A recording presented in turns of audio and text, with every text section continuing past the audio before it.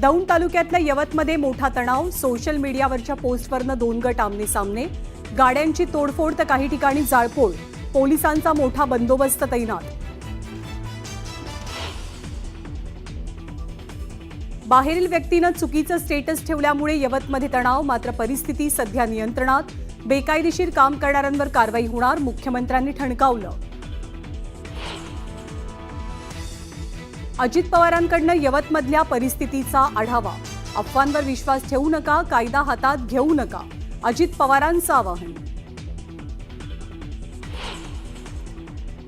धनंजय मुंडेंसोबत कुठल्याही भेटीत मंत्रिमंडळाबद्दल चर्चा नाही. मंत्रिपदासंदर्भात निर्णय घ्यायचा असेल तर आम्ही तिघे एकत्रित ठरवू. मुंडेंच्या मंत्रिमंडळातल्या री-एंट्रीच्या चर्चांवर मुख्यमंत्र्यांची स्पष्टोक्ती. परळीमधील व्यापारी महादेव मुंडे हत्या प्रकरणाचा तपास जलद गतीनं करा, आरोपींना लवकरात लवकर अटक करा, मनोज जरांगेंची सरकारकडे मागणी.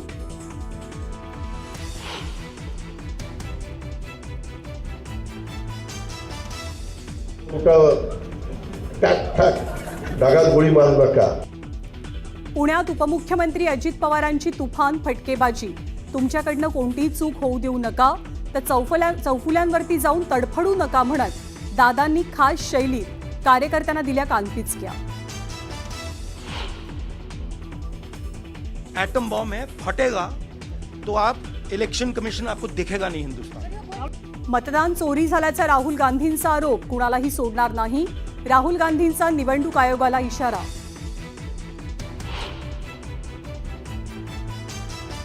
पिंपरी चिंचवडमध्ये व्यायाम करताना तरुणाचा मृत्यू, जिममध्ये चक्कर आली आणि तरुण जागेवरच खाली कोसळला.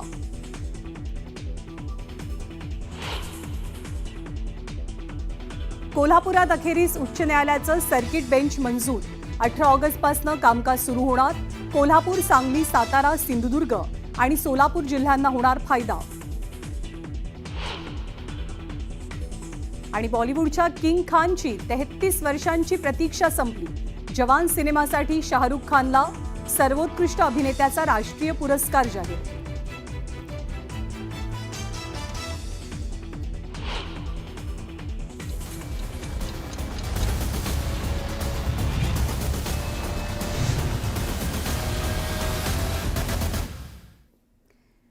नमस्कार, मी ज्ञानदा कदम. प्राईम टाइम बुलेटिनमध्ये आपल्या सर्वांचं स्वागत.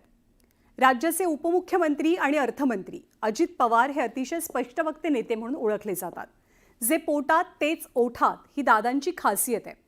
अनेकदा त्यांचा स्पष्टवक्तेपणा त्यांना अडचणीतही आणतो, पण कार्यकर्त्यांवरती धाक राहण्यासाठी दादांचा हा बाणा एखाद्या रामबाण उपायाप्रमाणे कामही करतो. गेल्या काही दिवसात ते राष्ट्रवादीच्या नेत्यांभोवतालचे वाद पाहता अजित पवारांनी पुण्यातल्या एका कार्यक्रमात कार्यकर्ते ते नेते सर्वांनाच दिलेल्या तंबीची चांगली चर्चा रंगली आहे. तुमच्याकडनं कधी कुठली चूक होऊन देऊ नका, कुठं चौफुल्याला तरफडू नका, तिथं जाऊन कुठं ढगात गोळी मारू नका. तुमच्याकडनं कधी कुठली चूक. ऐकलं अजित दादा काय म्हणाले? चौफुल्याला तरफडू नका. दादांनी पक्षातल्या कार्यकर्त्यांना आपल्या खास शैलीत तंबी दिली आहे. ढगात गोळी मारू नका. आता अजितदादांनी हा सज्जड दम देण्यामागचं कारण काय असा प्रश्न तुम्हालाही पडला असेल. तर गेल्या काही दिवसांपासून राष्ट्रवादीचे काही आमदार आणि मंत्र्यांच्या मागे वादाचं ग्रहण लागलं.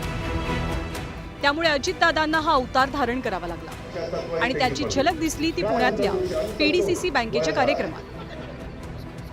यापुढे कुणाच्याही चुकीला माफी नाही म्हणत अजित पवारांनी नेते आणि कार्यकर्त्यांना शेवटचा अल्टिमेटम दिलाय. मंत्र्यांची वादग्रस्त विधानं आणि प्रकरणांमुळे काहीशा बॅकफूटवरती गेलेल्या अजित पवारांनी आता सावध भूमिका घेतली आहे. काही दिवसांपूर्वी राष्ट्रवादीचे आमदार शंकर मांडेकरांच्या भावानं चौफुल्यात केलेल्या गोळीबारीचं प्रकरण चांगलंच गाजलं. या प्रकरणामुळे दादांची काहीशी अडचणही झाली.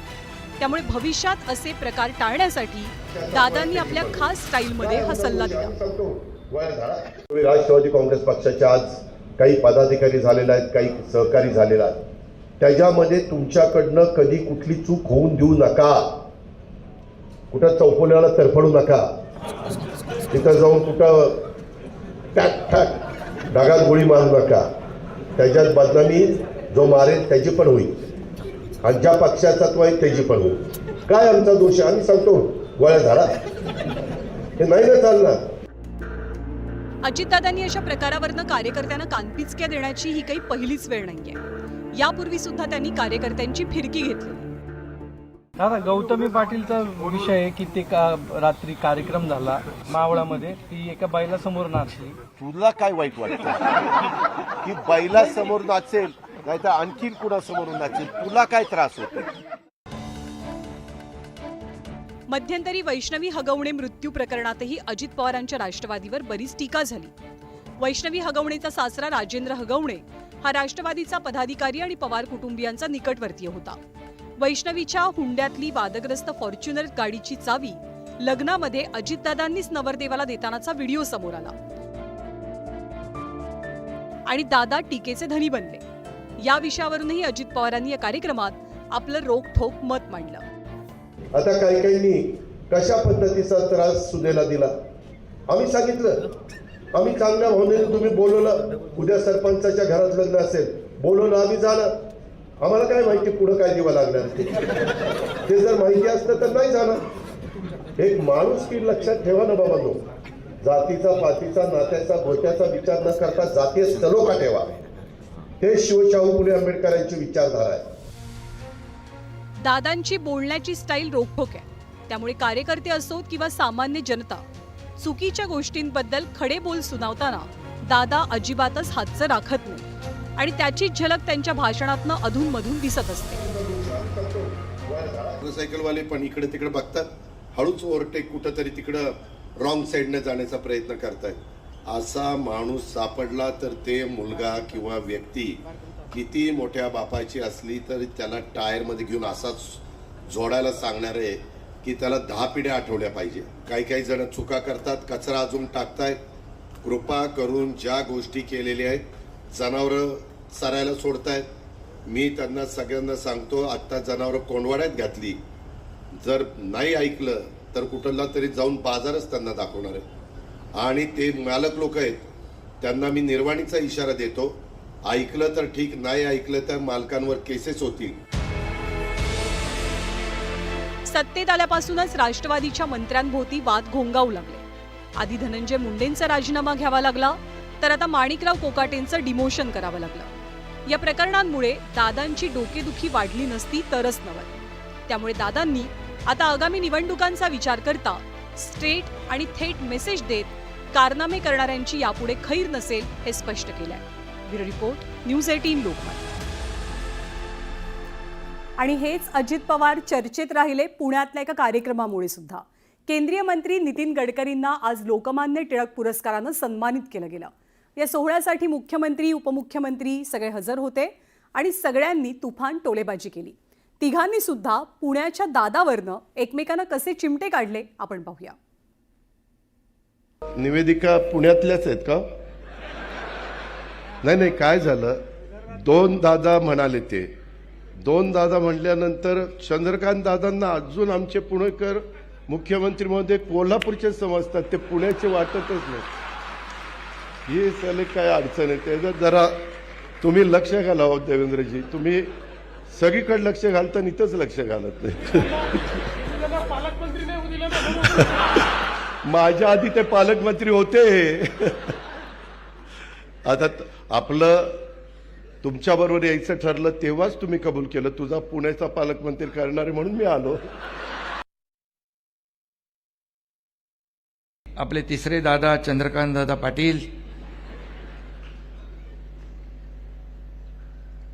दादांचं काय मनामध्ये काय बरोबर दिसत नाही परत कोल्हापूरला पाठवायचं काय.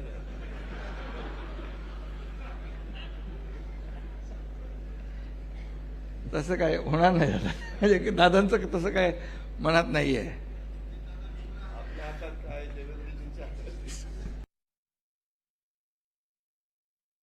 पुण्यातले दुसरे दादा जे कधीही दादागिरी करत नाहीत असे आमचे चंद्रकांत दादा पाटील. दादा, काही लोक दादागिरी करत नाही पण त्यांच्या व्यक्तिमत्वातच दिसते. आणि आणि कृषी मंत्री माणिकराव कोकाटे यांचं खातं बदललं गेलंय आणि त्यांच्यावरती बेताल वक्तव्याप्रकरणी कारवाई करण्यात आली आहे. कोकाटेंकडे आता क्रीडा खात्याची जबाबदारी दिली जाते. तर सरकार मंत्र्यांना वाचवण्याचा प्रयत्न करत असल्याचा आरोप संजय राऊतांनी केला आहे.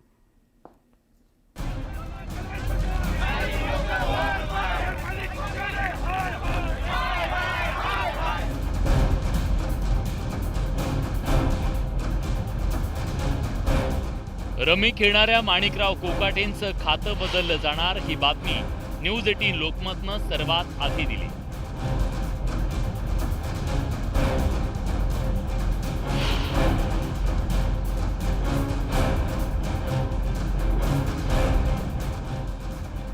तर सभागृहात मोबाईलवर रमी खेळतानाचा माणिकराव कोकाटेंचा व्हिडिओ पाहून राज्यात संतापाची लाट उसळली.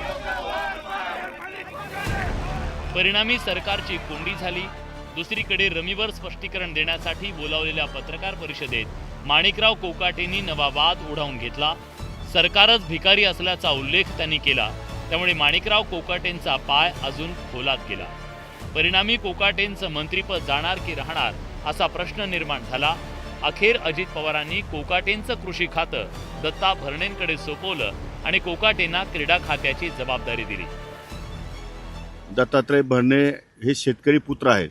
अत्यंत मोठा शेतकरी आहे, जाणकार शेतकरी आहे. त्यांच्याकडे हे खातं सोपवल्यामुळे त्या खात्याला निश्चितपणे न्याय मिळेल आणि त्या खात्यामध्ये त्यांना गरज पडली, त्यांनी माझ्याकडनं काही मदत मागितली तर मी त्यांना 100% मदत करणार आहे. एवढंच नव्हे तर ते जे खातं माझ्याकडे देण्यात आलेलं आहे त्या खात्यामध्ये मला जर दत्ता मामा भरणीची गरज पडली तर त्यांचा सुद्धा सल्ला या ठिकाणी मी घेईन. माणिकराव कोकाटेंनी आतापर्यंत कोणते वाद निर्माण केले त्यावर एक नजर टाकूया. कृषी मंत्री पद म्हणजे ओसाड गावची पाटीलकी असं चुकीचं वक्तव्य कोकाटेंनी केलं. शेतकरी कर्जमाफीतून लग्न साखरपुडे करतात, शेतकरी 5 ते 10 वर्ष कर्जमाफीची वाट पाहतात असे तारे कोकाटेंनी तोडले. भिकारी सुद्धा 1 रुपया घेत नाहीत, पण आम्ही शेतकऱ्यांना 1 रुपयात पीक विमा दिला या वक्तव्यावर प्रचंड टीका झाली. शेतातल्या ढेकळांचे पंचनामे करायचे का असं असंवेदनशील वक्तव्य कोकाटेंनी केलं. 1995 मध्ये फसवणूक केल्याच्या प्रकरणात कोकाटेंना 2 वर्षांचा कारावास आणि 50,000 रुपये दंडाची शिक्षा कोर्टानं सुनावली. आतापर्यंतचा हा इतिहास आणि सभागृहातला रम्मीचा डाव यामुळे कोकाटेंना मंत्रिपद देणं अत्यंत चुकीचं असल्याची प्रतिक्रिया विरोधकांनी दिली.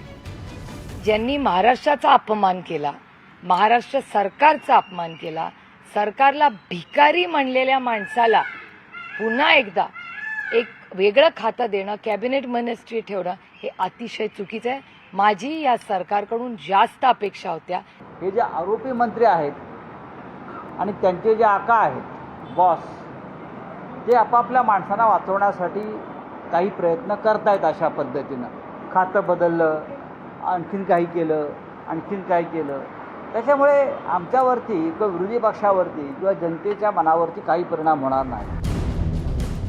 रमी खेळणाऱ्या माणिकराव कोकाटेंना आता क्रीडा खातं दिलं असलं तरी त्यावरून नव्या वादाला तोंड फुटलंय. आमदार रोहित पवारांनी ट्विट करून कोकाटेंना शालजोडीतले लगावले. क्रीडा खातं देखील युवांच्या दृष्टीने महत्त्वाचं आहे. भूतकाळातल्या चुका टाळून अनुभवाचा वापर करून क्रीडा क्षेत्राला माणिकराव कोकाटे न्याय देतील अशी अपेक्षा रोहित पवारांनी व्यक्त केली. तर दत्ता भरणेंचं क्रीडा खातं कोकाटेंना का दिलं त्याचं कारण पाहूया. क्रीडा खात्याचा सामान्य नागरिकांसोबत थेट संबंध येत नाही, त्यामुळे वाद निर्माण होण्याची शक्यता नाही. त्यामुळे कोकाटेंना क्रीडा खातं देण्यात आल्याचं बोललं जात आहे.